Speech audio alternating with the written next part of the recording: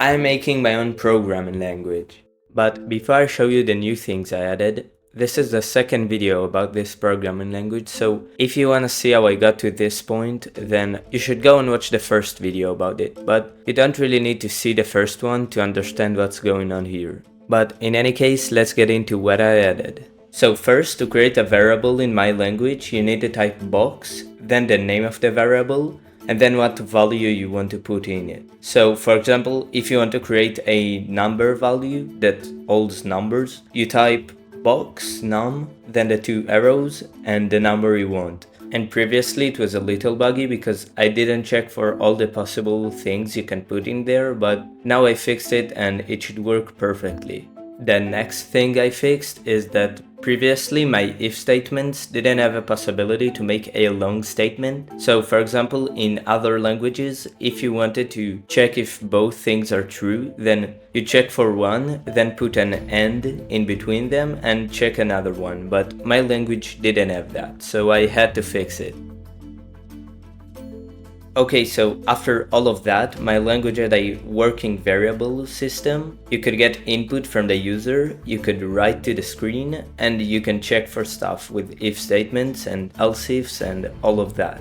Okay, so after that, the most obvious thing to do was add loops to my language, but I didn't want to add while and for loops to my language because we're better than this, so I had to think of something better. But before we can replace these loops, we need to know why do we need them in the first place.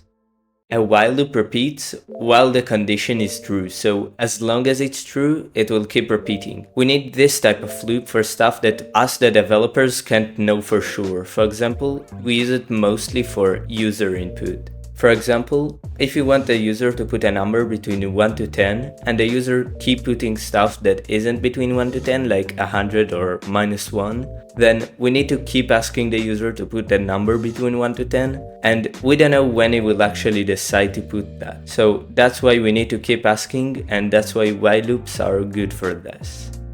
On the other end, the for loop is a loop that we use when we know how many times we want to loop for. For example, we usually use it for algorithm and sorting because usually we know the length of the array we're going through and it makes it way easier to go through stuff with the for loop.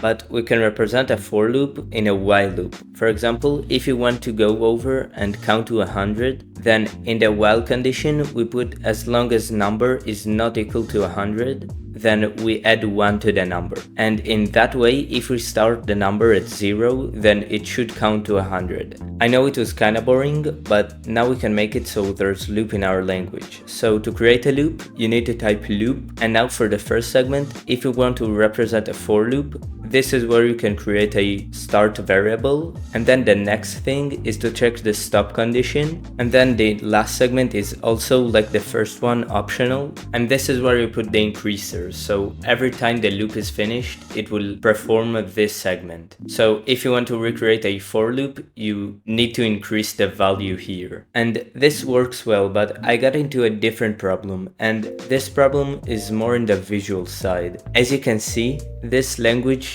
looks very bad, and I don't mean the actual language itself, but when you look in the screen right now, you see just text, and this is so boring. Every programming editor highlights the keywords in the language. So for example, in C, when you try to make stuff like if statements, it highlights differently than normal text. To code, I'm using Visual Studio, so to highlight the words in my language, I need to create a Visual Studio extension. And after learning how to do it, because it was literally my first time ever doing this, I managed to make it work, and now I only had to choose the colors. And I'll go into a little side rant, but basically in the color selection, there's a bunch of words that represent colors because they can't actually show you the color there. And there's like so many colors to choose from, and they just ran out of names because they started calling stuff like papaya whip. I mean, what the heck is this? And don't get me wrong, I like variety and I get that they need to put names for the colors, but that's getting a little crazy, don't you think?